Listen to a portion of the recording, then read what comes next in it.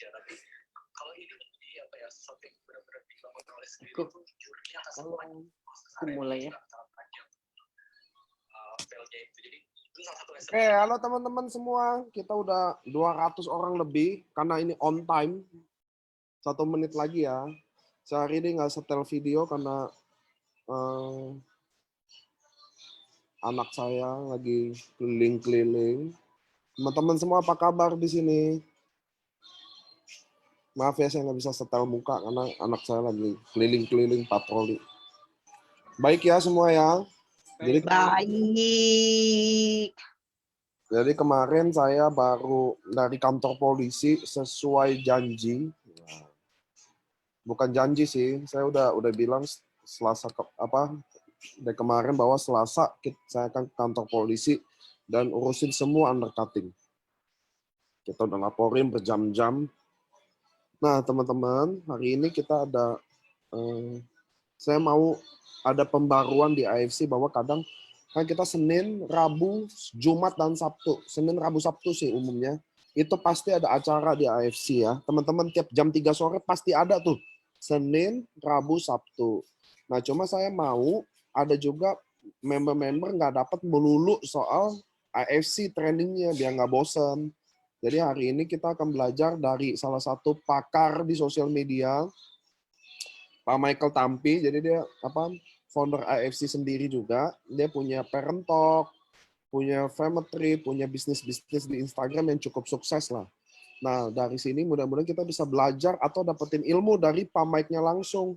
Apa sih yang dia bisa Dia bisa kasih kita mungkin sesuatu yang kita nggak pernah dengar, sesuatu yang mungkin kita bisa pelajari. Nggak selalu melulu buat AFC sih teman-teman, tapi yang penting Anda tahu gimana sih doing Instagram, atau bisa bikin apa di Instagram. Nah ini Pak Michael Tampinya.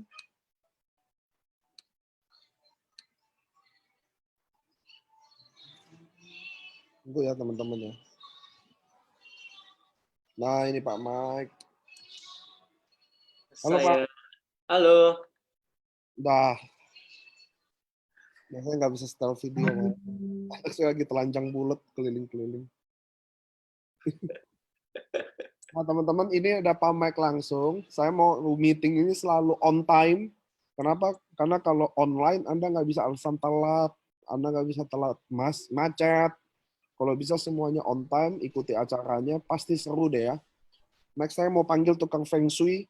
Saya mau panggil orang yang bisa baca Feng Shui lewat wajah. Jadi kita bisa dapat training tentang pengenalan lewat wajah-wajah. Seru deh. Nah ini langsung aja Pak Michael Tampi adalah founder AFC juga. Parent Talk di Instagram, ada juga Family Tip, kayaknya banyak deh, kayak itu yang tahu doang, belum yang nggak ditahu. Oke Pak Mike, waktu dan tempat saya kasih ke Pak Mike ya. Oke, apa kabar semuanya? Halo, boleh say hi boleh kasih tauin kabarnya di chat ya. Hari ini, halo Om Mike, halo Pak, kabar baik. Oke, hari ini saya ada di Fuji tuh, lihat saya lagi di Fuji, aduh dingin banget. Antara mulai halu kayaknya nih ya, atau memang kangen banget bisa ke Jepang, kangen banget bisa pergi sama teman-teman member, bisa para leader, pergi sama para leader ke Jepang lagi one day ya, habis pandemi ini selesai. Nah hari ini berhubungan dari Malang. Hari ini berhubungan dengan bisnis kita semuanya terimbas ya dengan keadaan COVID-19 ini, terutama kita harus ada di rumah, kita harus jalanin bisnis yang tadinya ada di LOP, kita ketemuan, kita presentasi, ini kita harus approach orang lewat Zoom, lewat sosial media dan sebagainya. Seperti yang tadi diinfokan oleh Niko, ya memang saya punya pengalaman di dunia digital. Kebetulan hari ini diberi kesempatan buat sharing bagaimana sih berbisnis lewat sosial media, dan diminta juga sedikit membahas tentang personal branding. Oke, halo semuanya. Keep posting ya. Tulis aja di chat. Saya baca kok. Oke, kita mulai aja ya. Oke. Kelihatan ya? Oke. Kalau suara saya nggak jelas atau apa, tolong diinfo ya. Oke, ya kita mulai ya. Saya hari ini akan berfokus pada sosial media, satu sosial media saja, yaitu Instagram. Bagaimana kita berbisnis lewat sosial media. Di sini juga ada saya punya akun Instagram yang baru, basically saya baru buat. Boleh di-follow, boleh dicek. Oke. Kita akan ngomong tentang Instagram. Nah, di materi kali ini kita akan belajar bagaimana cara membuat konten menarik, bagaimana sih strategi posting di Instagram, bagaimana membangun 1.000 followers pertama. Oke. Nah, kemudian kita akan belajar pertama yaitu cara membuat konten menarik. Oke, kita start dari yang pertama, cara membuat konten yang menarik. Jadi, Bapak Ibu, secara teori konten yang menarik itu di Indonesia khususnya hanya ada 3, yaitu konten yang lucu, konten yang inspiratif atau mendidik, konten yang kontroversi. Hanya 3 itu. Oke, lucu, inspiratif, kontroversi. Hanya 3 ini ada konten-konten yang disebut yang menarik lah ya. Nah, saya sendiri selalu memperhatikan aspek konten lucu dan konten inspiratif atau mendidik. Kalau kontroversi ini saya hindari. Oke, ini sifatnya kontroversi itu sifatnya cepat, menarik, tapi ya akibatnya tanggung sendiri. Yang paling ekstrim kemarin kita tahu sama-sama bagaimana ada YouTuber yang bikin konten kontroversi ya. Dia memberikan kejutan di dalam sebuah dus mie instan kepada teman-teman waria dengan isi batu dan sampah. Itu kontroversi. Memang banyak yang nonton, tapi hasilnya masuk penjara. Ya, kita menghindari yang namanya kontroversi. Dan setiap konten yang menarik itu, teman-teman Bapak Ibu ya, setiap konten yang menarik itu selalu saya dan tim memperhatikan nomor 1 dan nomor 2 ini. Apakah itu lucu, apakah itu inspiratif, apakah itu mendidik, gitu. Nggak jauh dari itu. Oke, bahkan bisa dilakukan kombinasi keduanya. Ya, poinnya adalah itu setiap konten loh Bapak Ibu. Jadi setiap konten yang mau dipost di Instagram itu tuh dipikirin. Itu nggak sembarangan. Oh ada foto di-upload selesai. Tapi benar-benar setiap konten itu kita pikirin apakah konten itu lucu atau inspiratif atau mendidik. Jadi ada meaningnya, bukan sekedar gambar bagus doang. Oke, nah ini 4 prinsipnya membuat sebuah konten itu menjadi menarik. Yang pertama adalah fokus pada audiens yang dituju. Jadi Bapak Ibu membuat sebuah konten sosial media itu nggak sembarangan mau-maunya kita gitu loh. Oh maunya si Michael bikin konten ini, maunya Michael bikin konten itu. Ya, saya kasih contoh Parent Talk karena saya bikin case tadinya ada Parent Talk. Basically sebelum Parent Talk saya juga buat sebuah akun baby shop ya. Sebuah akun baby shop itu dalam sebulan itu pun nyampe 4.000 follower dan ramai sekali gitu. Nah, kemudian hari ini kita belajar mengenai dari Parent Talk aja ya. Jadi kita fokus benar-benar pada audiens yang dituju. Parent Talk itu sangat sharp, sangat tajam dalam menentukan siapa sih yang mau kita tuju. Jadi kita waktu itu start dengan kita bikin pokoknya Parent Talk ini marketnya, segmennya itu adalah orang tua muda yang waktu itu kategorinya adalah millennials gitu. Nah, itu kita buat tahun 2017 bulan November by the way. Jadi masih cukup baru ya Parent Talk, lagi masuk tahun ketiga. Nah, itu benar-benar kita fokus. Oh, ini toh cara mereka berkomunikasi, cara mereka ngomong gitu. Kita benar-benar tahu, oh mereka tidak suka bahasa-bahasa baku. Kadang-kadang kita nyeleneh sedikit nggak apa-apa. Mereka juga tipe-tipe yang mereka ingin tahu bukan hal yang baik-baik aja, mereka bisa mengerti ada hal yang buruk tentang parenting, hal-hal yang seperti itu. Jadi benar-benar kita tahu behavior-nya si audiens yang kita tuju, gitu. Cara ngomongnya gimana, bahkan bahasa-bahasa gaulnya itu kita ikutin. Kira-kira seperti itu ya Bapak Ibu ya. Nah, kita fokus pada audiens yang dituju. Kita waktu itu tentuin dulu nih siapa, sampai kita sebut audiensnya itu namanya millennial parents, gitu.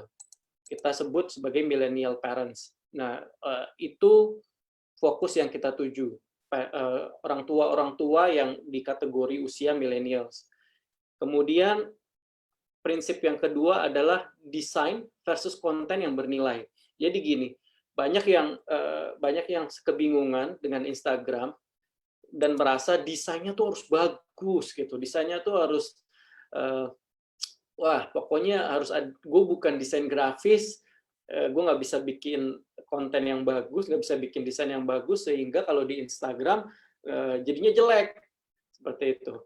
Atau lebih penting mana, konten yang bernilai atau desain?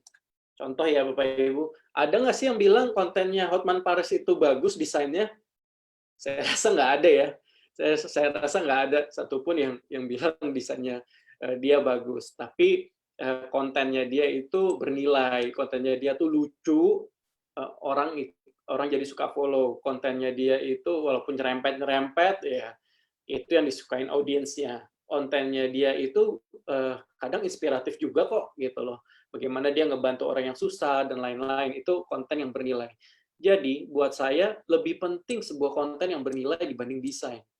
Gitu. Itu good news-nya. Seringkali orang tidak berani melangkah di Instagram karena terintimidasi dengan konten-konten akun-akun yang udah desainnya tuh udah bagus. Ternyata nggak juga. Yang penting itu adalah kontennya yang bernilai. Kemudian pain and pleasure-nya audience. Jadi contoh ada yang tahu akun namanya Jouska. Saya coba tulis pakai sini. Bisa nggak nih saya tulis? Saya kasih contoh akun Jouska, ya, atau akun-akun yang berbicara tentang financial planning lainnya, gitu. Akun-akun yang berbicara tentang financial planning itu biasanya mengambil sisi pain-nya audience, gitu. Contoh, misalnya nih ya, dia bikin konten tentang gaji 40 juta, habis itu karena COVID-19 ini kena layoff sehingga tidak punya penghasilan gitu, atau kena pay cut, hanya kena pemotongan gaji hanya dapat 20 juta sebulan. Sedangkan ada cicilan rumah, ada kebutuhan rumah tangga dan lain-lain. Yang dijual itu adalah pain-nya. Oke, konten yang dijual sama dia adalah pain-nya customer, pain-nya audience gitu. Misalnya kalau kita di kesehatan kita sering bahas juga, dan asuransi biasanya itu angle-nya adalah pain-nya. Pain-nya bagaimana kalau terjadi resiko sakit, gimana kalau terjadi resiko meninggal dunia dan lain-lainnya, itu pain-nya audience. Oke, pain-nya audience itu yang dijual. Ada juga pleasure-nya. Gitu. Pleasure-nya itu adalah hal-hal yang menarik, hal-hal yang menggembirakan dari audiens. Gitu. Jadi contoh adalah beberapa akun yang misalnya menjual sisi glamour, menjual sisi yang glamorous, yang kehidupan yang high end gitu loh. Kehidupan yang wah sekali gitu, seperti itu. Itu kayak ada akun-akun mobil misalnya yang membahas tentang supercar apa segala, itu dari sisi pleasure-nya audience. Orang-orang tuh seneng melihat sesuatu yang wah, sesuatu yang menarik secara materi, seperti itu. Contohnya. Gitu. Jadi prinsip membuat konten, pain and pleasure-nya audience itu menjadi pemicu untuk bikin sebuah konten. Kemudian yang selalu saya tekanin ke tim saya, yaitu be different. Jadi semua orang bisa bahas tentang COVID-19. semua orang bisa bahas tentang pandemi. Tapi bagaimana angle-nya, bagaimana dari sisi lain itu tim saya itu selalu saya selalu minta, ayo berpikir dari sisi lain, dari angle lain. Misalnya contoh banyak sekali akun-akun yang sekarang ini di era COVID-19 ini membahas tentang bagaimana orang tua itu stres, bagaimana orang tua itu kewalahan ya menghadapi online school, gitu, mesti ngurusin anaknya sekolah sambil bekerja juga ada yang seperti itu. Bagaimana mereka kewalahan, harus beli ini, harus beli itu, terus harus bantuin ngerjain tugas, semuanya seperti itu. Hampir semua membahas itu. Kemudian saya challenge tim ini, ayo kita brainstorming, kita be different, kita bahas yang lain. Materinya sama tentang online school selama masa COVID-19, tapi yang saya angkat saat itu adalah mengenai dari sisi gurunya. Jadi kita interview gurunya. Gurunya itu kita tanya apa kesulitannya, apa hambatan mereka, apakah mereka juga kesulitan bikin video, bikin materi sekolah yang biasanya udah ada bukunya tinggal kasih lihat. Nah, ini kan harus bikin video, belum tentu mereka bisa bikin video yang bagus, belum tentu mereka punya dari sisi mereka belum tentu mereka punya internet yang bagus untuk online school, seperti itu. Nah, itu sisi yang berbeda. Saya ada satu statement yang bagus sekali, jadi kayak gini, menjadi lebih baik itu bagus.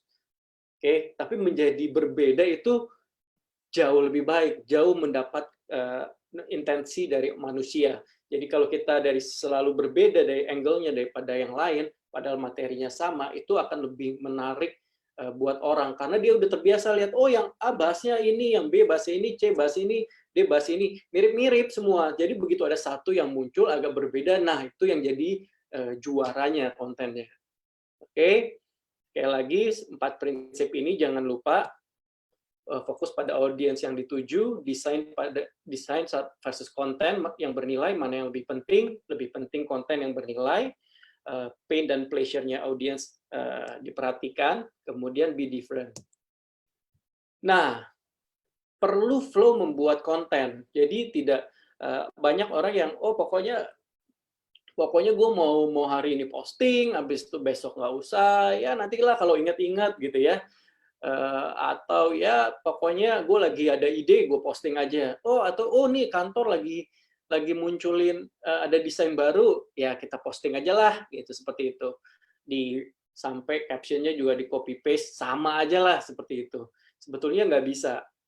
Nah, pertama sekali lagi pemahaman minat audiens. Sebetulnya audiensnya kita tuh maunya apa gitu loh. Sebetulnya audiens itu sukanya itu konten-konten seperti apa. Ini harus kita perhatiin sih. Bagaimana mereka mengkonsumsi media saat ini. Seperti itu. Terus yang kedua, menyiapkan perencanaan konten. Bisa di googling,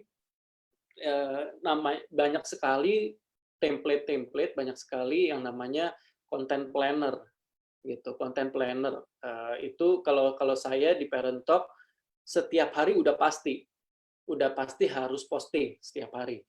Sehari berapa? Kalau saya bikin plan-nya setiap hari 3, gitu. Kemudian perencanaannya seperti apa? Nah, kita bikin tuh di Excel. Kita bikin, judulnya ini, visual gambarnya seperti ini, kemudian caption-nya seperti ini, gitu. Jadi selama seminggu ke depan, selama 2 minggu ke depan, kita selalu menyiapkan perencanaan konten, gitu. Jadi konsisten, nggak sesuka-suka kita aja, kapan mau naikin, kapan enggak, gitu ya. Nggak seperti itu juga Bapak Ibu. Jadi benar-benar menyiapkan perencanaan konten yang matang, gitu. Nah, yang nomor 3, visualisasi dan penulisan caption. Kita udah tahu nih audiens maunya apa, kita siapin kontennya dalam perencanaan konten. Terus kita bikin visualnya, karena bedanya Instagram sama Facebook itu, kalau Instagram itu visualnya dulu yang attract orang, baru captionnya, baru tulisannya. Itu terbalik dengan Facebook. Kalau Facebook itu tulisannya dulu Bapak Ibu. Oke, Facebook itu tulisannya dulu, baru gambarnya. Oke, tolong dimengerti, perbedaannya sangat signifikan karena visual ini jauh lebih penting di Instagram. Gitu. Dan penulisan caption itu juga penting. Ini dua ini harus sudah ada di dalam perencanaan konten. Oke, visualisasi dan penulisan caption. Terus misalnya nih saya kasih contoh ya, oh saya mau posting tentang manfaat dari SOP. Nah, di visualisasinya ini kita ngomong nih, kita tulis nih visualisasinya ada box SOP atau hanya sasetnya doang. Ya sasetnya dibuka gitu. Ada gambar orang atau ada gambar orang lagi minum SOP, itu lagi mengkonsumsi SOP, seperti itu visualisasinya. Atau dibuat apa namanya, kita bilangnya itu flat, sebentar saya lupa, flat apa gitu ya. Jadi fotonya itu diatur, misalnya oh ini minuman, ini apa breakfast-nya kita, sarapannya kita, terus ada SOP-nya gitu. Ini visualisasinya ini disebutkan mau seperti apa. Baru nanti orang desain yang melakukan. Oke, dia yang desain. Kemudian finalisasi. Finalisasi apa? Oh, ini biasanya waktu awal-awal Parent Talk saya yang cek nih semuanya. Saya yang cek gambarnya, saya yang cek captionnya, apakah ada typo-nya, apakah ada salah penulisan, gitu. Hashtag-nya sudah ada atau belum, seperti itu. Jadi ini flow-nya ya. Baru kita posting. Udah kita posting, ya udah kita tinggal tunggu hasilnya. Oke, strategi posting di Instagram. Nah, ini sebentar. Ini yang pertama sudah selesai cara membuat konten menarik, yaitu satu, ingat konsepnya konten menarik itu adalah lucu, inspiratif, mendidik. Oke, ini 4 prinsipnya. Fokus pada audiens yang dituju, desain dan konten yang bernilai mana yang penting, pain and pleasure-nya audiens harus kita pahami, dan ambil angle itu untuk kontennya, kemudian be different. Ini flow-nya. Oke, kita harus tahu audiens tuh sukanya kontennya kayak apa, warna apa, bahasanya kayak apa, kemudian menyiapkan perencanaan konten bisa seminggu ke depan, bisa 2 minggu ke depan, seperti itu. Nggak harus kayak Parent Talk yang setiap hari. Kenapa Parent Talk setiap hari sih? Oh, karena Parent Talk, of course, dia udah kategorinya udah media, jadi harus terus-terusan seperti itu. Nah, kemudian visualisasi dan penulisan caption, desain dan finalisasi. Nah, ini materi kedua. Oke, ini konten udah jadi nih, Terus apakah harus sembarangan posting di Instagram? Nggak bisa juga, gitu. Nah, ini contohnya aja ya. Contohnya bagaimana misalnya kita punya sebuah akun Instagram yang sebelumnya like-nya cuma segini, like-nya cuma 234, komennya 6, di forward orang 14, di share, kemudian di save orang 36. Ini before-nya. Kemudian untuk dengan konten yang sama, kok bisa beda sih gitu, kok bisa yang ini like-nya beda, yang like-nya 1.500, ini komennya lebih banyak, yang share lebih banyak, yang save juga lebih banyak. Itu juga ada triknya. Triknya itu ada di strategi posting di Instagram gitu. Jadi selain kontennya, kalau saya di kantor saya sebutnya killer content. Selain kita menciptakan sebuah killer content, kita punya strategi posting di Instagram itu seperti apa. Nah, perhatikan waktu yang terbaik. Jadi Bapak Ibu, kalau Instagram yang kita buat itu, ini harus akun bisnis ya. Gitu. Cara bikin akun bisnis gimana caranya? Gampang sekali. gitu. Nanti Bapak Ibu tinggal ke akun Instagramnya Bapak Ibu, habis itu tinggal setup aja, pindahin ke akun bisnis. Atau kalau bingung, googling aja ya. Ini very simple, sangat mudah, bisa Bapak Ibu googling aja untuk, karena saya memang nggak siapin sih, saya nggak siapin dari akun personal untuk diubah ke Instagram bisnis. Nah, kalau akunnya Instagram sudah di-convert jadi Instagram bisnis, ini kita bisa tahu nih, ini baru saya capture tadi, ini akunnya Parent Talk, kalau di hari Rabu, seperti ini keadaannya. Dia ramenya di jam 9 pagi, 12 siang, jam 6. Oke, sorry. Ini kalah ya dibanding sama ini ya. Oke. Nah, di sini kita bisa lihat, oh postingnya sesuai jamnya, sesuai dengan rekomendasinya aja gitu. Jangan sampai kita posting jam 6 pagi gitu ya. Orang masih pada dikit, orang pasti belum pada on gitu. Kita udah posting di situ, sia-sia gitu. Kita harus perhatiin nih waktu terbaiknya kapan sih, kalau hari Rabu, kalau hari Senin, Selasa, Rabu, Kamis, Jumat, Sabtu, Minggu ada semua nih di Instagram. Kalau mau lihat ada di mana, satu ingat harus akun bisnis. Kalau mau lihat ada di fitur Insight. Oke, Insight. Kalian Bapak Ibu bisa dapetin nih data seperti ini. Jadi tinggal diikutin aja jam waktunya berapa yang terbaik. Oke. Nah, perhatikan juga visualisasi gambar. Nah, ini saya mau Bapak Ibu mempersiapkan akun Instagramnya itu untuk bisnis yang lebih serius. Of course, saya bilang tadi lebih penting mana? Konten yang bernilai atau desain? Ya, saya akan bilang lebih penting konten yang bernilai. Gitu. Pakai foto biasa, nggak usah didesain, tapi kalau itu lebih bernilai, ya tetap lebih bagus. Tapi untuk menciptakan sebuah akun bisnis yang bisa saya sarankan adalah mesti benar-benar serius juga mempersiapkan visual gambarnya, gitu. Harus contohnya ini dari awal, ini akun stok, saya ambil dari akun stokgasm_id. Dari awal itu mereka sudah sama sih kayak di mana saya punya Parent Talk juga. Dari awal sudah didesain warnanya seperti apa, postingannya seperti apa, akan membentuk seperti apa gridnya ini. Ini kan hanya monoton ya, hitam putih seperti yang saya pakai di desain desain slide saya. Gitu. Jadi Bapak Ibu bisa lihat memang disiapkan dengan tone warna yang sama.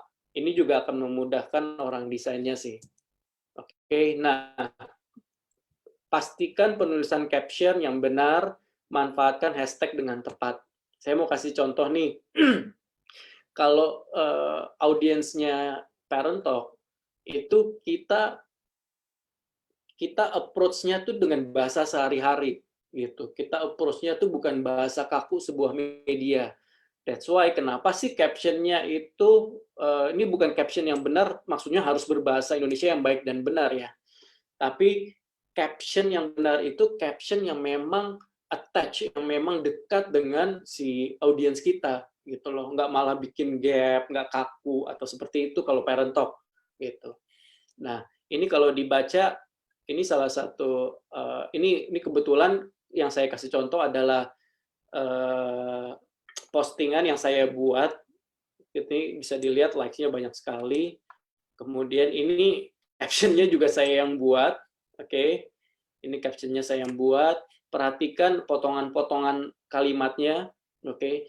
Ini Bapak Ibu harus tahu kenapa ini penting yang di atas. Ini kenapa penting banget sih yang di atas ini? Ini penting banget karena waktu di Instagram postnya kita, yang kelihatan tuh cuman ini awalnya, ya kan? Yang bawah ini tidak kelihatan. Mereka harus klik baru baca bawahnya. Seperti itu. Jadi yang atas ini sangat penting. Kemudian ini saya sangat benar-benar perhatikan kalimat per kalimat. Saya benar-benar perhatikan jedahnya dari sini supaya mempermudah orang baca. Oke, ini mempermudah orang baca nih Bapak Ibu. Gitu. Potongan-potongan ini mempermudah baca dibanding kita tempelin semuanya jadi satu panjang gitu. Walaupun sama nih, tapi orang secara psikologis bacanya lebih gampang dan lebih enak gitu. Oke, manfaatkan hashtag dengan tepat. Ini yang disebut hashtag. Karena akun kami sudah 721.000 followers, basically kami hanya menggunakan hashtagnya Parent Talk aja, gitu. Tapi untuk yang baru mulai, hashtagnya ini jangan sesederhana ini, gitu. Contoh, misalnya kita AFC, kita hashtagnya ada SOP 100, SOP, atau kita tambahin lagi hashtag healthy living, hashtag multivitamin, seperti itu. Kita harus tambahin hashtag-hashtag seperti itu supaya masuk di masuk di explore-nya orang, masuk di Instagram-nya orang juga bisa kelihatan gitu berdasarkan hashtag-nya. Gitu. Jadi saya ulang lagi, ini hanya 2 karena kami follower-nya udah banyak gitu. Kami udah nggak perlu lagi nimbrung hashtag lain gitu. Nah, kalau waktu awal-awal banyak gitu, maksimal 10 ini. Ini bisa 10 hashtag gitu. Jadi dimanfaatkan hashtag yang tepat seperti apa gitu. Oke. Nah, cepat juga ya. Semoga nih nggak kecepatan nih. 1, cara membuat konten yang menarik. 2, strategi posting di Instagram. Dan yang ketiga adalah membangun 1000 follower pertama. Oke, ini penting. Ini penting banget membangun 1000 follower pertama, karena ini biasanya membangun confidence-nya kita. Banyak sekali yang, aduh kok gue follower gue segini-segini aja gitu ya. Tapi jangan dilihat juga kalau follower pribadi saya sih memang cuma 1000, nggak nyampe 2000-an, karena memang saya nggak mau gitu. Saya nggak mau banyak-banyak kalau yang pribadi. Gitu. Tapi kalau akun bisnis ya of course harus sebanyak-banyaknya. Nah, ini penting, pastikan profil Anda menarik gitu. Kita tuh harus rajin. Bapak gitu, terutama yang baru awal-awal kita harus rajin. Like orang punya, komentar di orang punya itu harus rajin juga. Komentarnya juga jangan yang ganggu ya, jangan yang kayak komentar tuh yang genuine, komentar tuh yang apa ya, banyak sekali orang yang komentar-komentar di Instagram itu ya cuman supaya ngasal aja ya, supaya kelihatan orang lain aja akunnya, padahal nggak penting gitu komentarnya. Contoh, setuju kan gitu, atau setuju gitu, padahal dia ngebaca juga kagak. Bener juga ya, komentar-komentar pendek yang nggak ada meaningnya, yang sebetulnya cuma cari perhatian doang, jangan kayak gitu juga, seperti itu.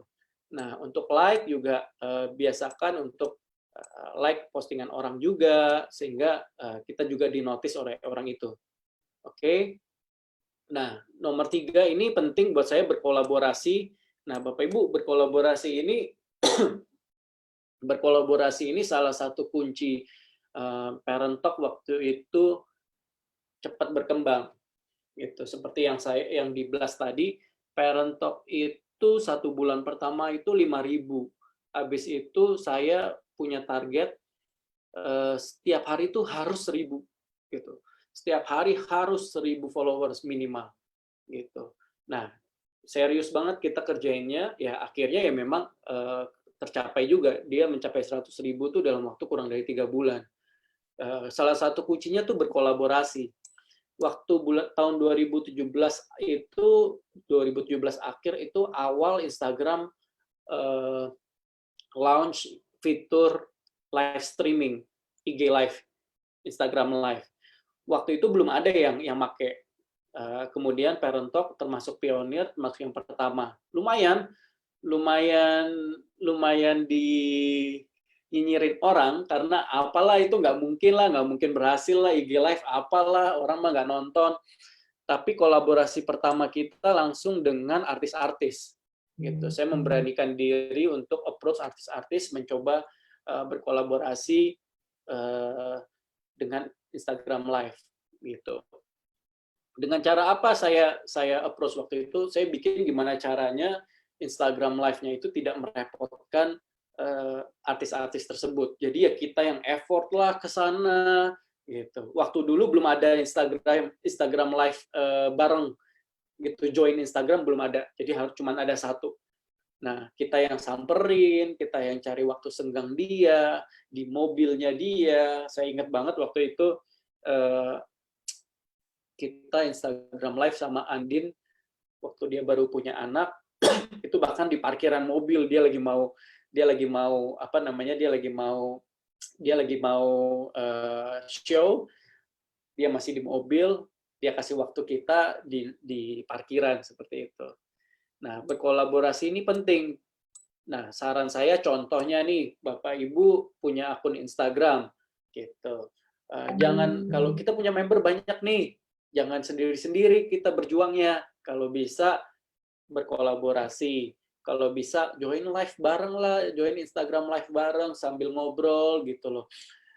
Sambil ngobrol, oh apa namanya, minggu ini gue closing segini, bla bla bla. Minggu ini ada kabar baru, minggu ini ada promo baru loh. Misalnya minggu ini kita ada promo misalnya yang cuma beli satu box seperti itu udah jadi member dan lain-lain. Nah, itu contoh-contoh kolaborasi yang bisa Bapak Ibu manfaatin gitu. Manfaatkan sesama member kita untuk berkolaborasi ya, supaya bisa denger nih, supaya bisa saling followernya bisa saling belajar seperti itu. Oke. Kemudian manfaatkan fitur-fitur yang ada.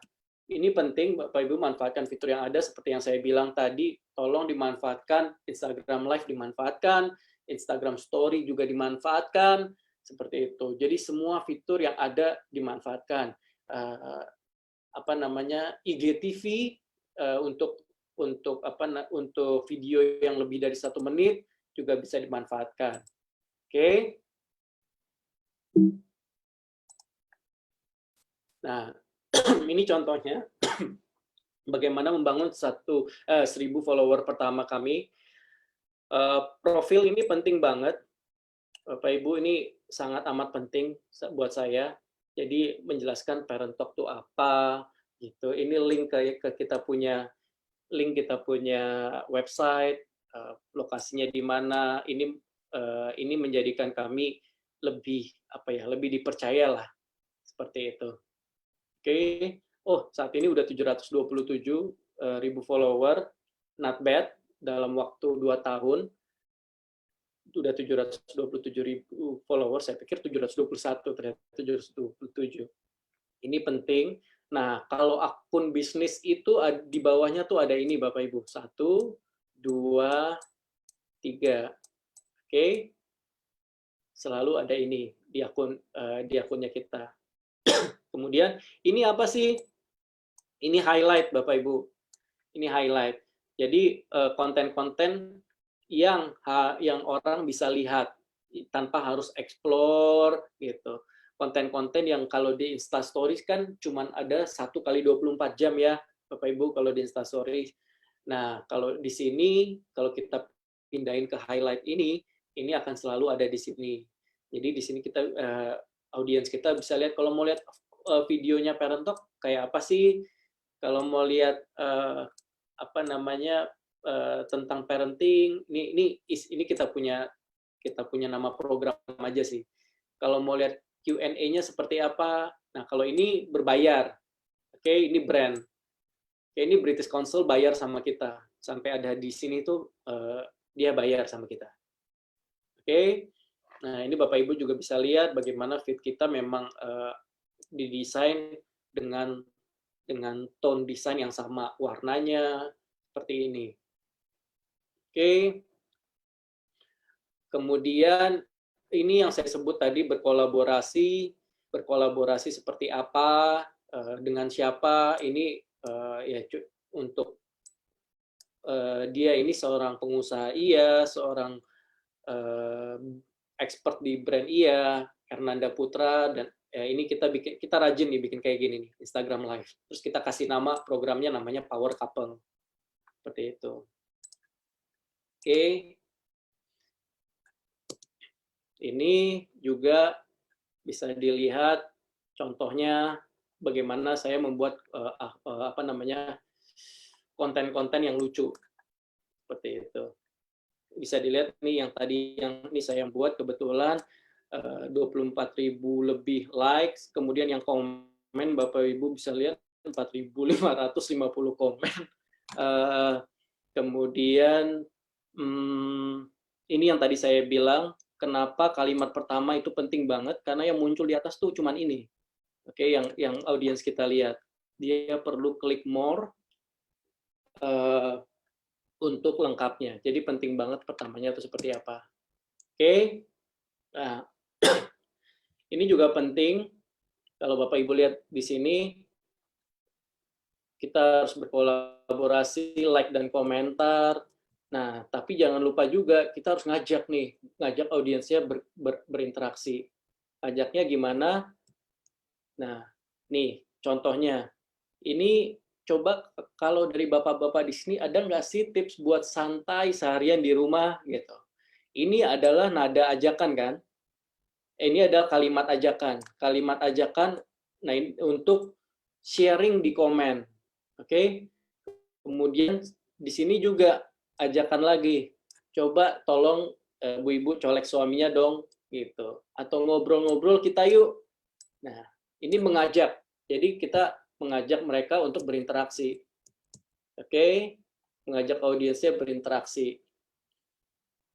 Nggak cuma baca doang, nggak cuma nge-like doang, tapi berinteraksi. Mereka udah berinteraksi, udah komen, jangan dicuekin. Ya, jangan dicuekin. Kita harus merespon komen. Kalau di Parent Talk, standar operating prosedurnya itu adalah minimal di like. Di love ini loh. Ini udah minimal banget. Nggak boleh enggak. Ini saya sih galak banget kalau soal kayak gini ya. Saya ikutin. Oke. Tapi sebisa mungkin selalu dibales. Ini saya balesin satu-satu nih. Gitu. That's why kenapa bisa sampai yang tadi saya kasih lihat 4.550 komen gitu. Udah kita bales, dibales lagi, jadinya panjang. Nah, keuntungannya apa emang kalau kita balas-balas gini? Keuntungannya apa? Kita ajak audiensnya berinteraksi. Keuntungannya adalah si Instagram, konten kita ini akan selalu naik gitu loh. Di feed-nya, di Instagram-nya orang itu akan selalu di atas gitu loh. Jadi waktu dia lagi scroll-scroll Instagram-nya, itu muncul kontennya kita. Karena konten kita dianggap konten yang bagus oleh algoritmanya si Instagram. Oke. Nah, Bapak Ibu, basically tiga ini udah selesai nih saya nih. Cara membuat konten menarik, strategi posting di Instagram, membangun 1.000 follower pertama.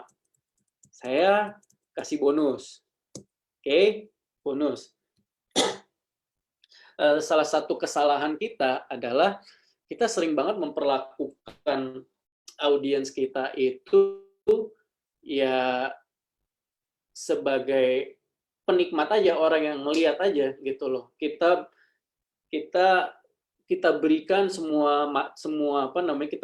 semua materi, kita punya Instagram post, informasi kita tentang AFC, informasi kita tentang bisnisnya kita, informasi tentang produknya kita, tanpa si audiens itu lihat siapa sih gitu loh, yang ngomong ini siapa sih. Sebetulnya ini saya belajar dari apa yang dilakukan oleh Trans TV saat itu. Jadi Trans TV itu melakukan sesuatu inovasi yang saya lihat, wah bagus banget.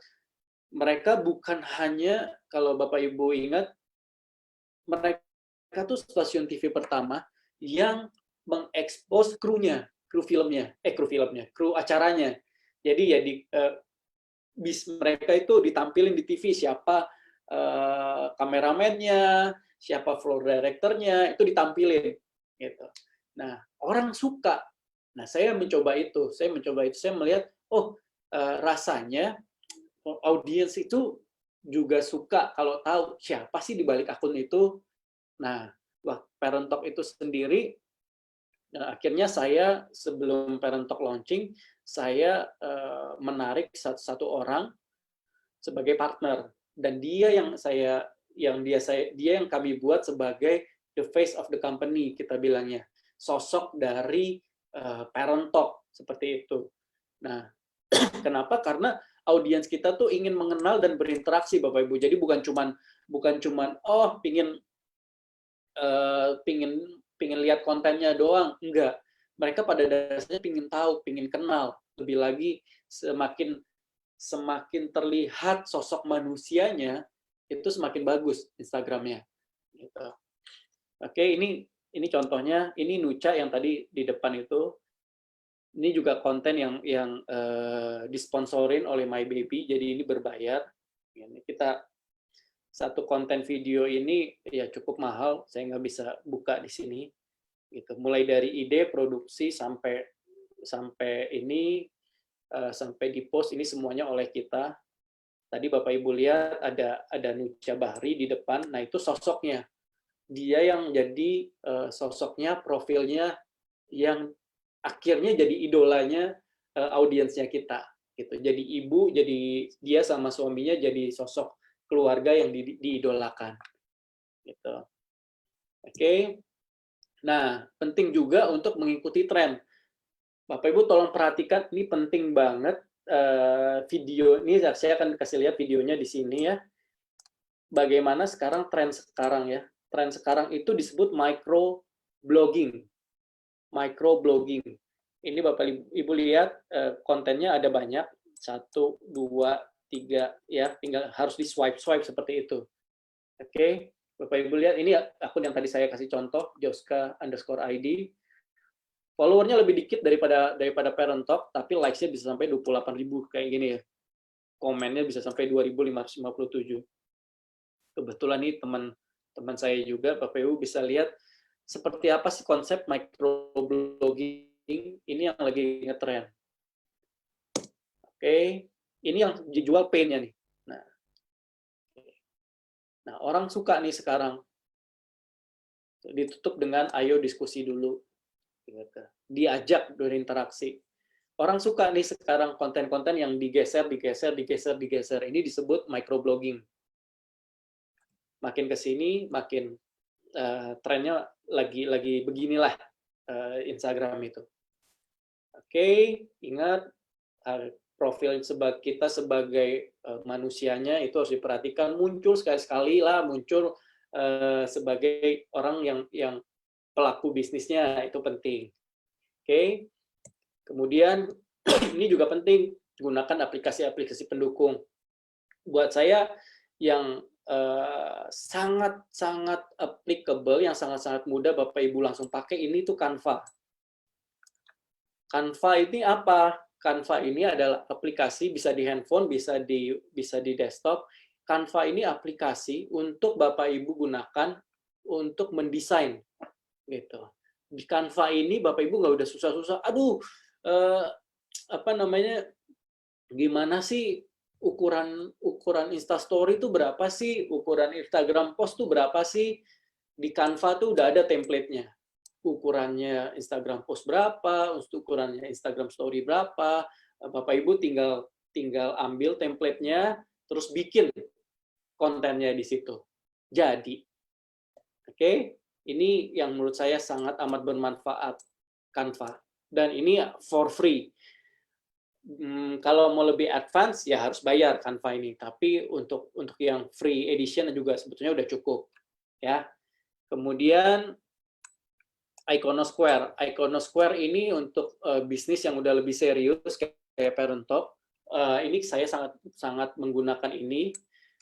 Free-nya juga ada, tapi tentu fiturnya terbatas. Jadi gini Bapak Ibu, misalnya nih, kita punya content plan, kita punya perencanaan konten kita seminggu ke depan. Nah, itu udah kita masukin di Iconosquare. Udah kita masukin di Iconosquare, kita set Jadi ini dia ada fitur scheduling, oke, penjadwalan. Kita taruh di situ, misalnya kita mau post jam 9, jam 12, jam 6 sore, hari Rabu. Ingat, harus diperhatikan best timingnya tuh jam berapa aja. Oke, kita udah lihat best timingnya ternyata jam 9 pagi, jam 12 siang, jam 6 sore. Dia taruh di situ Iconosquare. Dia taruh di Iconosquare, ya udah nanti secara otomatis akan diupload oleh Iconosquare ke akun Instagramnya kita. Seperti itu. Jadi otomatis. Kita nggak kelewat jamnya. Jangan sampai, waduh, ini gue lagi presentasi gitu ya, lagi presentasi prospek, tiba-tiba, udah jamnya posting, gitu, kelewat, lupa, seperti itu. Sedangkan yang sangat penting juga, saya mungkin agak terlewat ini, yang sangat penting itu adalah konsisten, Bapak Ibu. Oke, nah ini VSCO, sebentar. Ini aplikasinya namanya VSCO. Kalau yang ini, basically ini aplikasi untuk foto editor, gitu. Jadi kita bisa edit foto-fotonya kita dipakai ini. Kemudian InShoot, ini digunakan untuk mengedit video. Jadi ini aplikasi pendukung. Ini mungkin lebih advance dua ini. Buat saya yang harus Bapak Ibu punya di awal itu adalah Canva. Gitu. Canva ini sangat mudah deh pokoknya dipakai. Sangat mudah dipakai, bukan cuman buat Instagram, tapi buat bikin konten-konten lain, buat Instagram, buat Facebook, buat YouTube, you name it, buat bahkan bikin poster, bikin e-poster, buat di WhatsApp kalian, buat apapun, pakai Canva ini gampang sekali. Ya, Bapak Ibu. Kering juga nih ngomong. Oke. Nah, basically untuk Instagram saya udah selesai. Ada yang mau bertanya mungkin? Ini boleh tanya jawab nggak, Nick? Boleh dong, Pak. Boleh ya. Ya, boleh. Minum dulu, Pak. Minum dulu, Pak, nih. Baik, bener. Minum dulu, Pak. Ini sih saya udah siapin. Minumnya ini. Like dengan follower lebih penting yang mana? Oke. Like dengan follower lebih penting yang mana? Gini, pertanyaannya bagus. Kalau saya, dua-duanya itu penting. Karena kalau like itu juga secara algoritmanya Instagram itu menentukan dia punya postingan kita ada di atas atau tidak, ada terus atau enggak. Nah, kalau follower, nah gini, dalam tahap-tahap awal, kalau saya nyari follower dulu nih, kalau tahap-tahap awal, gitu. Yang saya bangun komunitasnya Parent Talk yang dibangun, gitu. Like-nya, karena buat saya otomatis kalau followernya banyak ya like-nya pasti mestinya banyak ya, seperti itu. Jadi yang pertama saya fokusin itu adalah followernya dulu. Oke. Kemudian pakai FB page bisa schedule, Pak, hanya gambarnya cuma satu aja. Betul. Ya, ini juga bisa pakai FB page. Thank you, Yuli. Cuman kalau kenapa sih saya pakai Iconosquare, karena banyak sekali fitur-fitur yang berguna, insight-insight yang saya pakai gitu datanya. Kalau pakai HP aja cukup, Pak, untuk bikin konten-konten video, foto dan editingnya. Bisa banget dengan yang sekarang mah, bisa banget pakai HP aja. Bagaimana cara mengetahui minat audiens? Aduh, bagus banget, Anik Cokro Raharjo. Nih ya, saya agak teknis ya. Mohon maaf ya, saya agak teknis. Saya kasih tool untuk tahu bagaimana kita mengetahui minat audiens. Saya tulis di chat ya.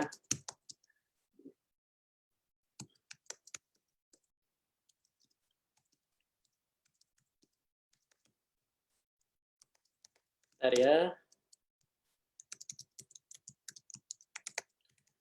agak susah, tapi sebetulnya ada tools-nya. Salah ketik saya, bentar. Private.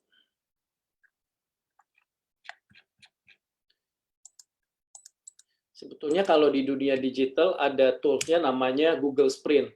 Tapi intinya begini, bagaimana sih kita tahu minatnya? Nggak ada cara yang lebih baik daripada bertanya. Oke.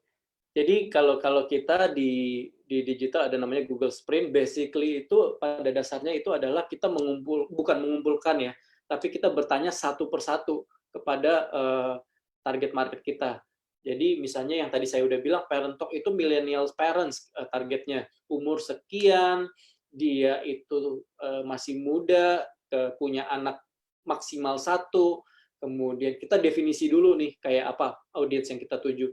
Terus dia itu tech savvy, kita bilangnya tech savvy itu bukan jago programming, bukan apa, tapi familiar lah dengan sosial media, hobinya main sosial media, hobinya main Instagram. Nah, tipe-tipe audiens yang kayak gitu kita kumpulin, waktu itu ada 30 orang, kita kumpulin nama-namanya, terus kita approach satu-satu, kita datengin, kita interview satu-satu, waktu itu kita pakai video call, gitu, jauh sebelum ada Zoom dan lain-lain, kita pakai video call, kita tanyain satu-satu, kita interview, seperti itu. Untuk tahu minatnya, lu kira-kira kontennya sukanya seperti apa sih media parenting yang kalian baca, isu-isu parenting apa sih yang kalian pengen tahu, seperti itu. Itu cara bagaimana kita tahu minatnya audiens. Thank you, Anik. Kemudian Pak, untuk anak muda masih kuliah paling enak branding dirinya seperti apa? Oh, kita belum ngomongin personal branding, Stefano. Nanti kita ngobrol-ngobrol. Apakah memungkinkan member dapat rekaman meeting Zoom? Saya kurang tahu, nanti sama Niko aja. Gitu. Apakah kita harus selalu follow balik semua follower kita? Waduh, Leni Abigail. Enggak, kalau saya bilang enggak. Gitu, enggak harus. Ada tuh, kalau zaman dulu ada triknya kayak gitu ya, di follow dulu nih semuanya, di follow sampai jumlah follower bisa sampai ribuan, habis itu ujung-ujungnya di unfollow, cuman untuk ngejar follower itu follow balik kita. Itu saya bilang itu trikinya gimana? Kita hanya ngumpulin jumlah follower, tapi tidak ada follower aktif jadinya followernya itu cuman jadi follower tapi nge-like juga enggak. Lama-lama mungkin dia mute, jadi dia follow tapi nggak pernah ngelihat konten kita, gitu. Itu merugikan kita sih. Jadi kalau saya selalu saranin jangan pernah. Selalu berusaha untuk bagaimana bangun konten yang bagus, bagaimana bangun konten yang orang tuh pingin follow. Pak Mike mau tanya, lebih efektif buka Instagram baru khusus AFC atau pakai Instagram pribadi, di mana isi sebelumnya mungkin ada promosi kerjaan lain atau foto personal. Saya pribadi suggest Instagram baru, gitu. Gimana ngedrive-nya ke Instagram baru? Pakai Instagram personal, pakai Instagram story, pakai WhatsApp story, gitu. Diinfoin aja, seperti itu. Perlu waktu? Nah, pasti perlu waktu. Kolaborasi dengan artis gitu biasanya bayar berapa ya Pak? Pertanyaannya bagus. Jadi waktu awal-awal kita tidak pernah punya budget untuk bayar. Ya, memang nggak punya budget, simply memang nggak punya budget. Ini dimulai dengan modal yang sangat kecil, ya kita berusaha. Tapi kenapa artis-artisnya mau gitu? Saya juga nggak kenal sama Andin gitu ya. Saya nggak kenal sama ya beberapa ya banyak Sigi Wimala waktu itu, saya nggak kenal juga. Tapi yang kita bangun itu adalah branding. Yang kita bangun adalah kerennya Parent Talk gitu loh. Parent Talk saat itu tiba-tiba booming, tiba-tiba viral, tiba-tiba orang rame-rame ngomongin Parent Talk. Jadi di mata para artis itu, di mata para, kan mereka juga perlu exposure ya. Mereka ngelihat, oh keren juga nih, gitu. Gue mau gitu. Ada di situ, nggak sulit buat kita saat itu untuk approach karena saat itu kita langsung dapat branding yang bagus. Branding yang bagus itu memang udah disiapin. Kita maunya seperti ini, desainnya seperti ini, gitu. Coolness-nya seperti apa, gitu. Jadi saat itu nggak terlalu sulit buat kita berkolaborasi dengan artis dan memang nggak bayar saat itu. Oke. Iconosquare harus download atau via web, dua-duanya. ada yang bisa di apa namanya nih, bisa di handphone, bisa juga di web. Tadi disebutkan 3 aplikasi Canva, VSCO, satu lagi ada Iconosquare dan InShoot. Oke.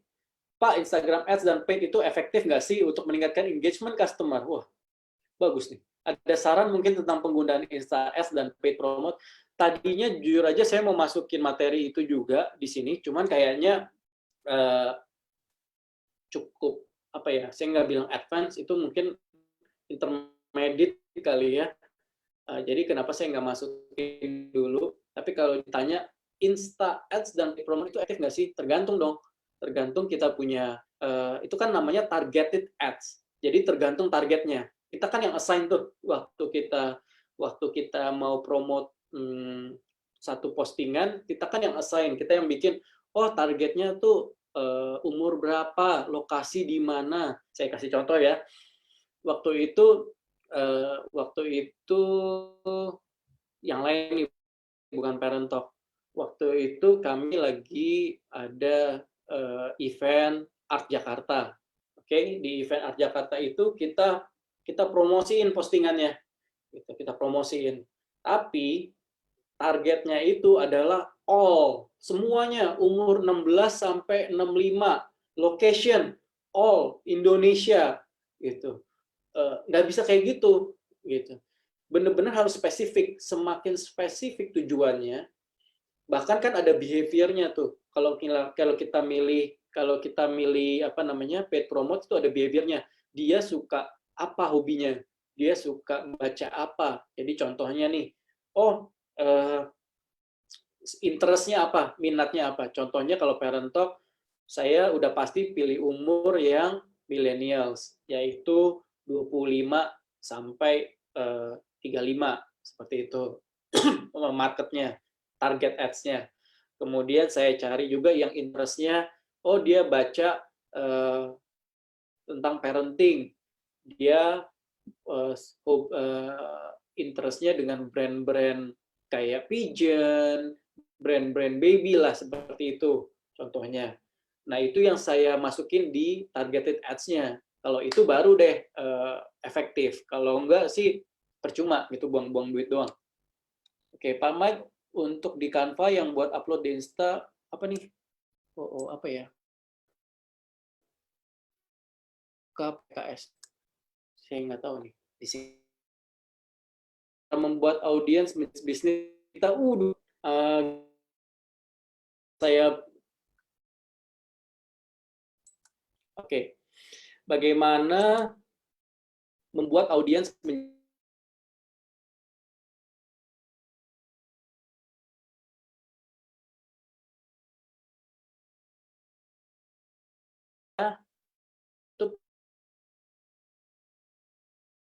buat akun.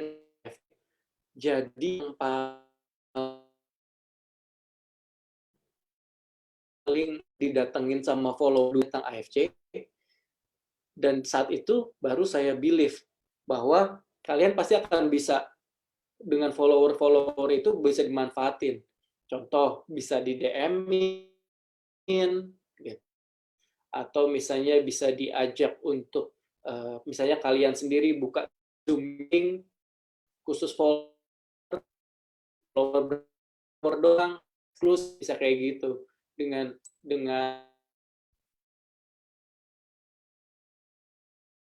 yang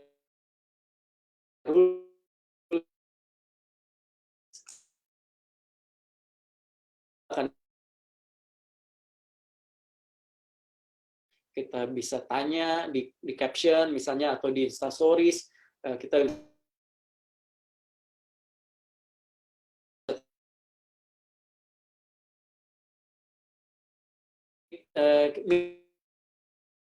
follower gitu. Bisa juga. Oke, itu bisa jadi untuk bisnis AFC kita.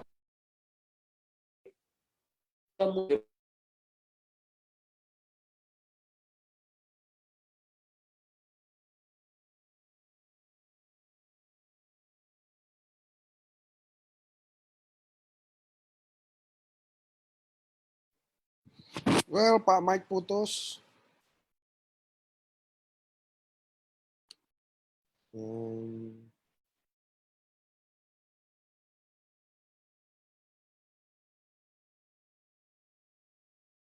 Kayaknya kenapa Mike putus, teman-teman, which is materinya juga. Oh, ini udah back tuh. Halo, sorry. Technical problem.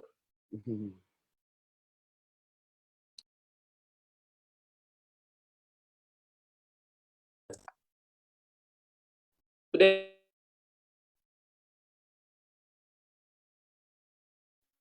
Wah, Nick.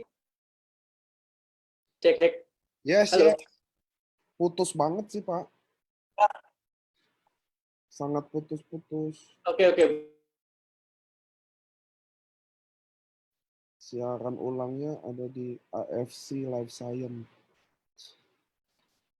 Teman-teman, mungkin ada yang baru.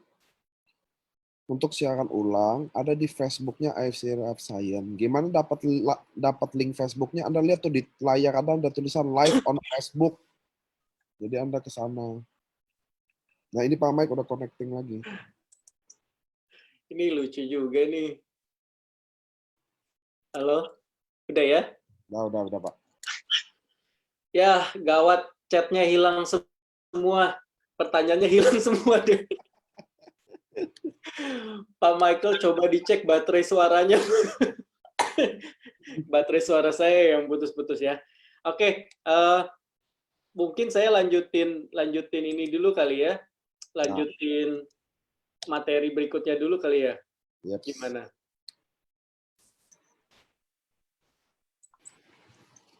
Atau ada yang... Oh, ini ada pertanyaannya lagi muncul lagi. Untuk benar-benar dapat follow, bagaimana Pak kalau kita masih baru main IG untuk kenalkan bisnis kita termasuk AFC? Apalagi kalau kita pakai IG bisnis dengan konten desain menarik, maka IG akan menampilkan profil kita ke IG viewers untuk benar-benar dapat follow. Untuk benar-benar dapat follower ya, ikutin aja, percaya deh sama saya, ikutin aja arahan saya yang tadi, dan harus sabar, harus konsisten. For your info, kita waktu itu bahkan ya, Instagram live sama Dian Sastro, tapi yang nonton cuma berapa puluh doang, dikit banget gitu. Tapi kalau kita konsisten bikin konten yang bagus, konten yang menarik, itu lama-lama menarik bukan cuma dari desainnya ya, menarik dari isi kontennya, value kontennya. Itu pelan tapi pasti, bahkan bisa cepat tapi pasti akan banyak followernya. Kemudian untuk IG cara cari tim desain bagaimana? Wah, cara cari tim desain, buat saya sih tim desain itu susah-susah gampang. Cara carinya ya of course kita dari teman-teman. Kalau saya sih saranin dari teman ke teman minta rekomendasi gitu. Kemudian cara cari tim desain gimana ya? Open aja, open vacant aja. Banyak kok kalau tim desain. Kalau enggak, kalau memang butuh ya cari freelancer dulu. Ada freelancer banyak kok, di googling aja cara nyari banyak platform-platform yang menyediakan freelancer gitu. Untuk IG berbayar sewaktu setting target audience boleh minta sarannya Pak untuk produk AFC. Wow. Wah. Ini agak tricky nih. Ini saya disuruh ini nih kayaknya. Saya disuruh ngerjain homeworknya untuk IG berbayar. Saya yang disuruh setting saya yang disuruh setting targetnya kayak apa, umurnya berapa, bla bla bla ya. Waduh. Oke. Bentar. Kita kita ngobrolin satu materi lagi dulu kali ya, Nick? Siap. Oke, Siap. sebentar. Bentar ya, saya buka dulu. Di mana materi?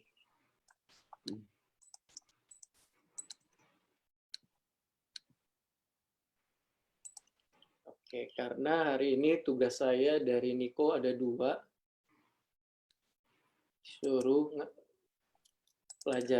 Disuruh ngajarin juga tentang personal branding. Ini buat saya ini lebih berat daripada disuruh ngajarin tentang Instagram loh. Oke, saya share. Mana? Oke. Oke. Materi kedua mengenai personal branding. Ini saya akan cepat saja mengenai personal branding. Oke, jadi kita start dari konsepnya dulu nih. Bapak Ibu, para leader, teman-teman AFC, keluarga AFC. Jadi basically personal branding is all about what do people think about you. Apa yang orang pikir tentang kita, apa yang di mindset orang tentang si Michael sih, apa yang di pikiran kalian tentang misalnya Bu Sido kita, Ko Budi Darwin, apa yang kalian pikir tentang Pak Ernest, apa yang kalian pikir tentang saya, apa yang kalian pikir tentang Nico. Jadi, what do people think about you? Basically itu. Tentang apa sih yang orang pikirin tentang kita. Image-nya tuh seperti apa. Jadi konsep personal branding tuh sebetulnya very simple. Terutama ini saya bahas di sosial media ya. Satu, menunjukkan keahlian kita. Gitu. Kita di dalam personal branding itu yang kita tunjukin definitely keahlian kita. Oke, dengan keahlian kita terhubung dengan orang-orang baru. Kemudian kita juga mempromosikan keberhasilan kita melalui sosial media. That's it, itu konsepnya. Menunjukkan keahlian, terhubung, terkoneksi dengan orang-orang, terus mempromosikan keberhasilan kita melalui media sosial. Konsepnya seperti itu. Nggak complicated, buat saya cukup seperti itu.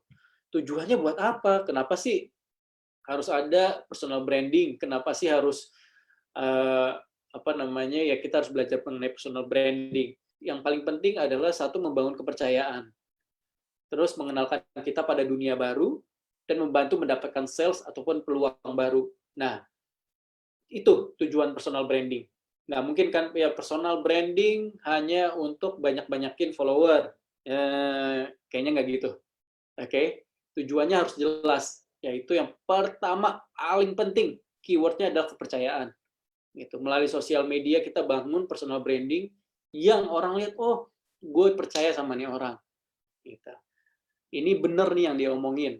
Terus mengenal dengan itu baru kita bisa kenal orang-orang. Banyak sekali teman-teman saya yang saya kenal itu justru baru dari digital, dari dunia sosial media. Teman-teman baru yang baik-baik, yang bagus-bagus, yang jahat ada. Gitu. Hati-hati. Kemudian membantu mendapatkan sales atau peluang yang baru. Tujuannya itu. Konsepnya simple, tujuannya jelas. Oke? Nah, personal branding tapi ada baiknya, ada buruknya. Itu harus kita perhatiin. Yang pertama, memudahkan orang mengenal dan mengetahui kita serta keahlian kita. Oh, Michael jagonya ngelawak ternyata, gitu ya. Oh, ternyata Michael jagonya gambar. Oh, ternyata Michael jagonya ngomongin tentang investasi. Contohnya gitu. Ya, itu baiknya. Kemudian yang tadi memperluas network, pertemanan, dan bisnis. Kemudian membangun persepsi positif. Itu yang kita mau, membangun persepsi positif. Oke, melalui personal branding. Of course, semuanya di sini pasti maunya tercipta persepsi positif. Tapi buruknya juga ada nih. Buruknya seringkali tuh, saya ada typo nih. Dapat terjebak dalam situasi yang tidak bisa menjadi diri sendiri.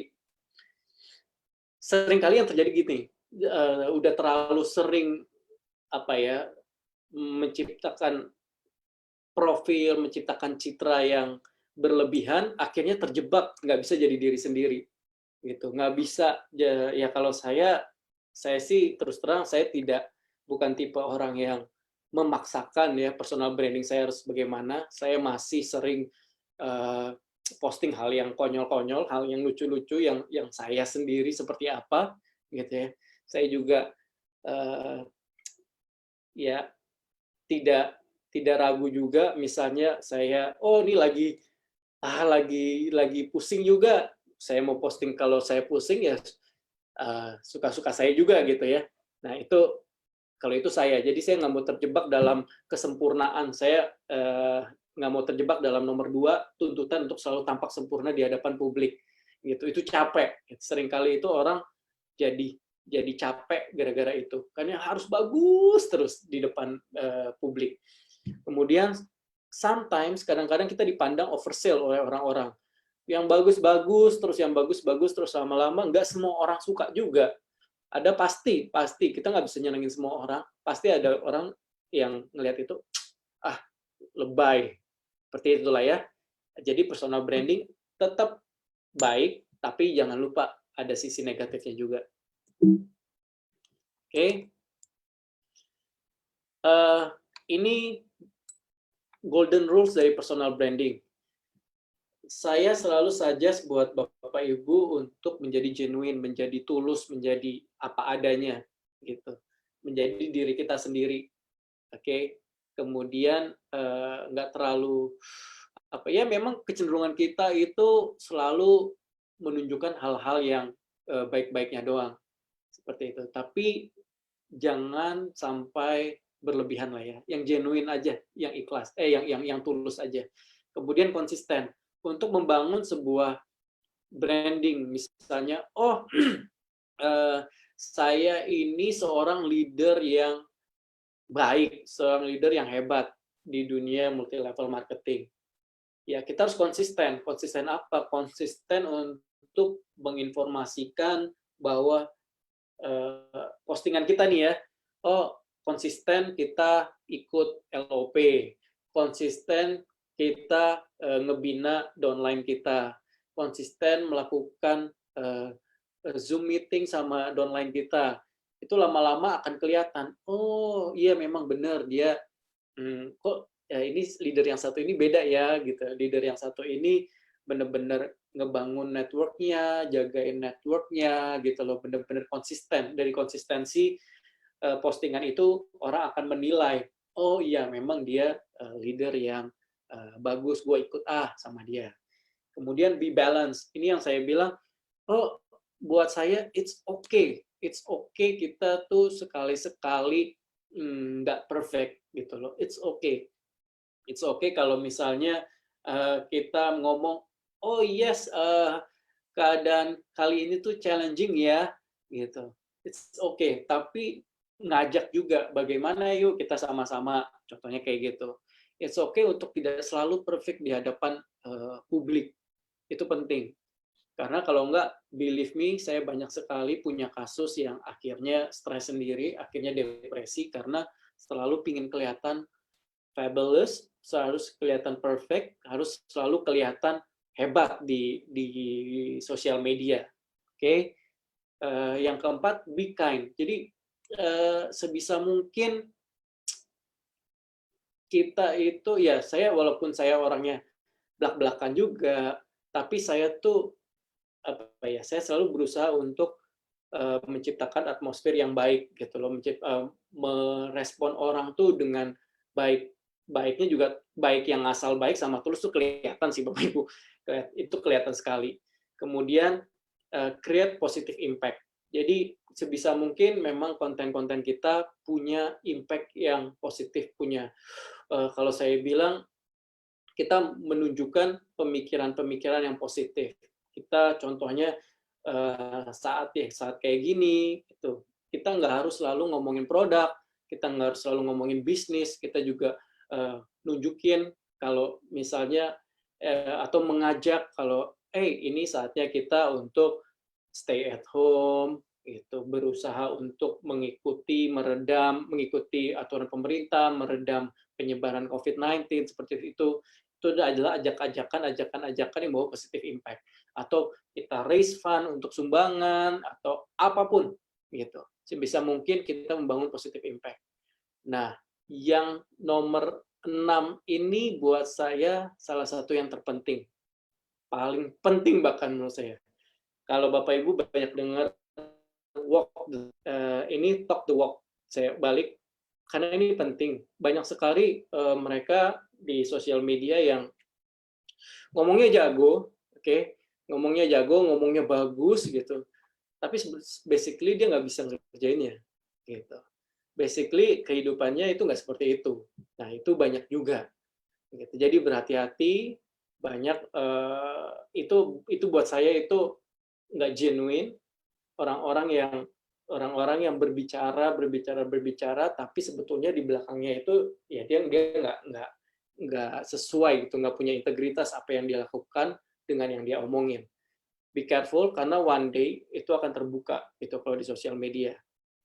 Sebetulnya kalau ada salah satu pengajaran dari John Robert Power ya, dia bilang bahkan dalam personal branding itu kita harus siap gagalnya, gitu. Harus siap kalau kita harus siap diserang balik oleh orang.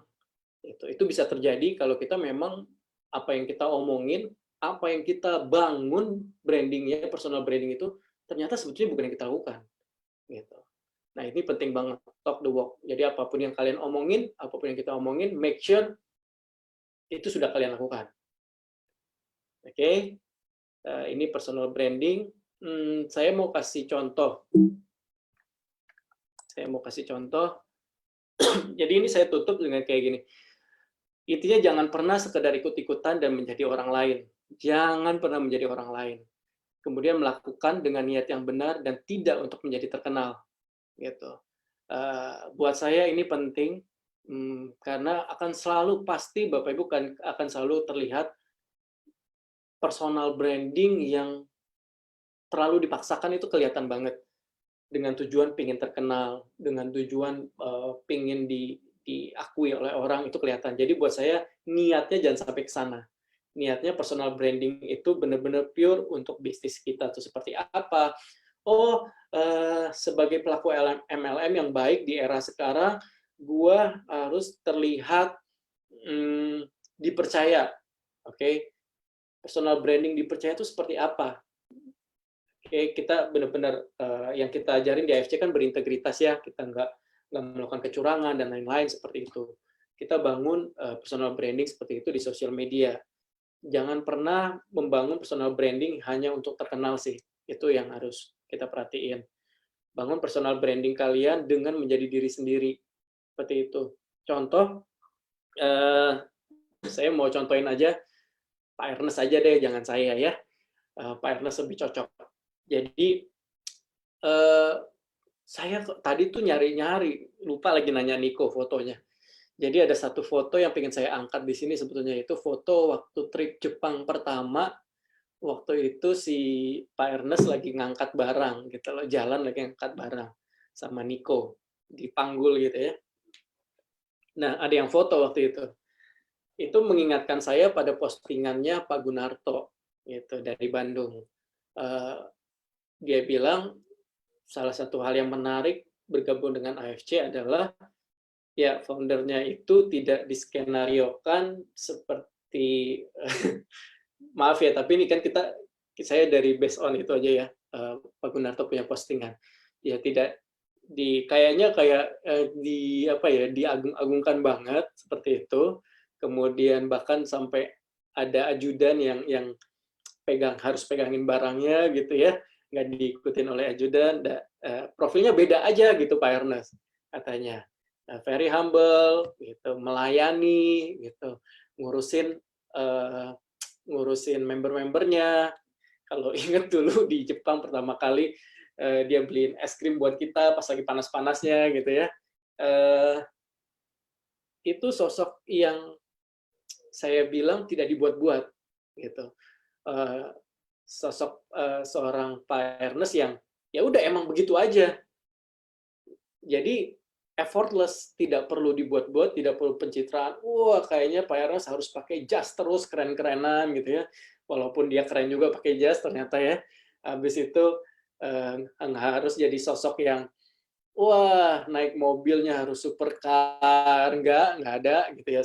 Nah, ternyata itu malah menarik banyak leader bahwa melihat, loh, kok antik ya yang ini ya, kok yang ini beda ya gitu ya. Nah, eh, itu buahnya. Maksud saya personal branding yang dibangun dengan tulus, genuine, personal branding yang tidak dipaksakan, wah harus bagaimana, ternyata bisa gain respect, ternyata bisa mendapatkan respect dari orang-orang. Kebaikannya, sigapnya dia kalau membantu apa ya bencana dan lain-lain seperti itu jadi personal branding Pak Ernest tanpa dibuat-buat. Buat saya itu jadi pelajaran yang paling bagus, contoh yang paling bagus untuk kita semua sih, satu keluarga AFC, bahwa personal branding seperti itu yang kita pikir angkat sebagai keluarga AFC. Oke, dari saya itu aja. Kalau misalnya ada pertanyaan baik mengenai personal branding maupun mengenai Instagram lagi, silakan. Saya coba. Pak Michael kurusan. Pak, ini kayaknya efek ini nih.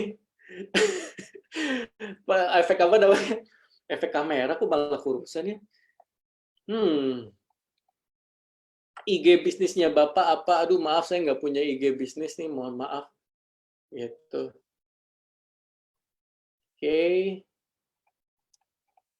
Ada yang mau bertanya mungkin?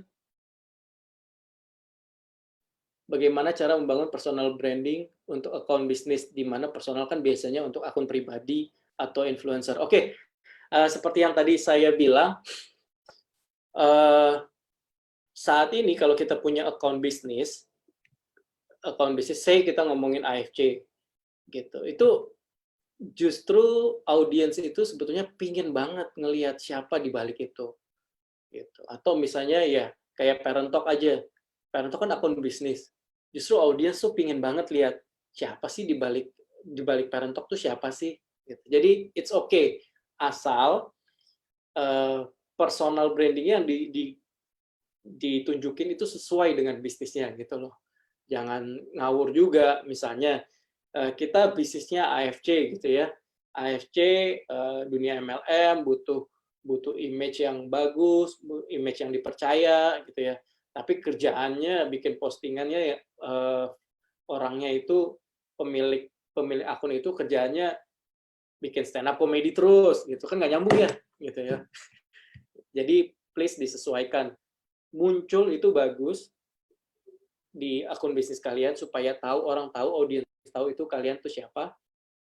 Nah, membangun personal branding itu seperti itu. Jangan sampai ngawur juga ya, muncul tapi aneh-aneh. Oke.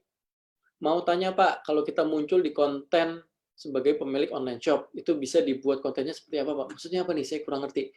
Kalau kita muncul di konten sebagai pemilik online shop, itu bisa dibuat kontennya seperti apa? Saya kurang ngerti maksudnya apa nih.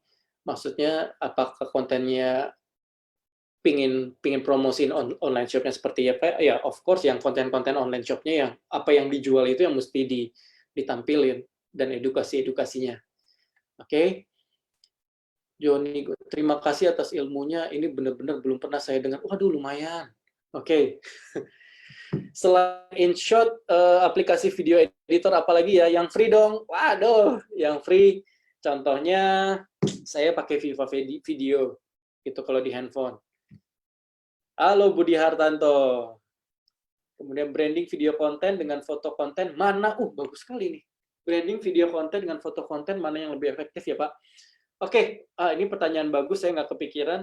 Jadi konten video sama konten foto, mana yang lebih bagus? Di zaman sekarang konten video. Oke, menjawab ya. Tinggal disesuaikan aja. Kalau 1 menit cuma bisa di IG post, kalau 15 detik per 15 detik itu cuma ada di IG stories, kalau lebih 1 menit itu ada di IG TV. Seperti itu.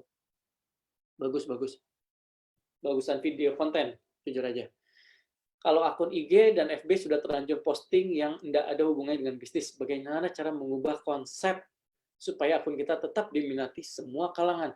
Satu kuncinya, diminati semua kalangan itu adalah konsep pemikiran yang kita harus buang jauh. Karena nggak mungkin banget kita punya akun yang diminati semua kalangan, nggak mungkin. Jadi benar-benar sebaiknya ditentukan kita mau jadi akun yang atraktif, yang menarik siapa sih itu ya, baru kita bikin akunnya itu seperti apa. Walaupun itu akunnya terlanjur posting nggak ada hubungannya dengan bisnis, kalau memang sudah terencana, semua bisa berubah. Butuh waktu, tapi pasti berubah. Personal branding apa yang paling dominan diharapkan calon downline ya Pak? Nah, satu, bagus nih pertanyaannya. Sebagai downline ya, saya memposisikan sebagai downline. Pasti saya cari upline yang bisa dipercaya. Iya dong, kan saya butuh dia untuk nanya apapun. Bahkan saya akan sodorin saya punya prospek ke dia gitu ya. Ya saya butuhin yang pertama pasti upline yang bisa dipercaya, benar. Terus yang kedua, kita pasti sebagai downline cari upline itu, leader itu yang mau ngebimbing kita, gitu, yang mau ngelatih kita, yang mau walaupun kita lagi down gitu ya, itu tetap dijagain, tetap disemangatin, gitu. Itu pasti yang pengen dicari. Contoh, saya kasih contoh. Saya kasih contoh satu ya yang kebetulan saya tahu, misalnya Lavina dan Budi Hartanto. Mereka dari awal AFC berdiri itu udah ada gitu. Nah, saya juga sebagai saksi ngelihat bagaimana Budi Hartanto di bawah Lavina itu dibantu terus-menerus, dijagain terus-menerus, disemangatin terus-menerus. Pelan tapi pasti, lewatin hal-hal yang sulit yang pasti, dia sekarang lagi asik-asiknya nih, lagi berhasil-berhasilnya. Bukan begitu, Bud? Oke. Membangun personal branding di IG dan FB apakah sama Pak? Sama.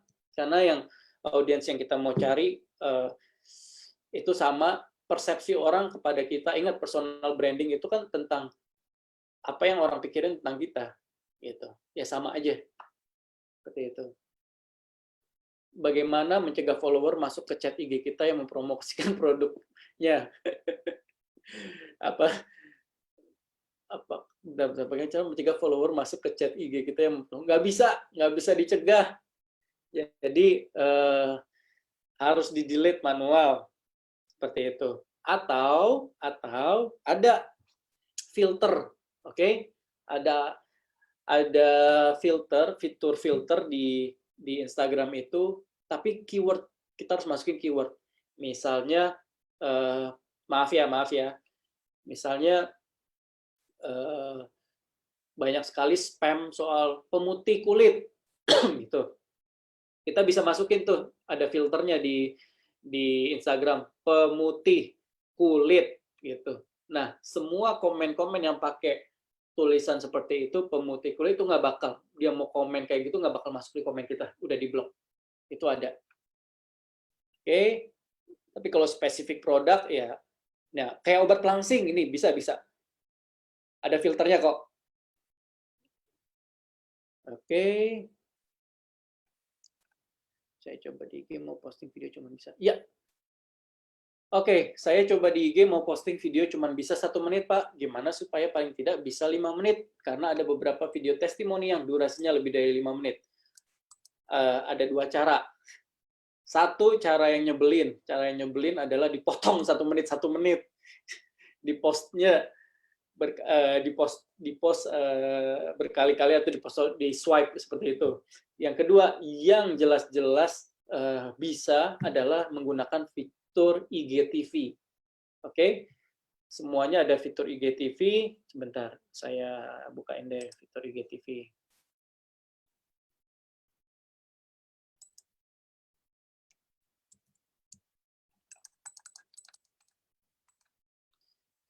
Fitur IGTV.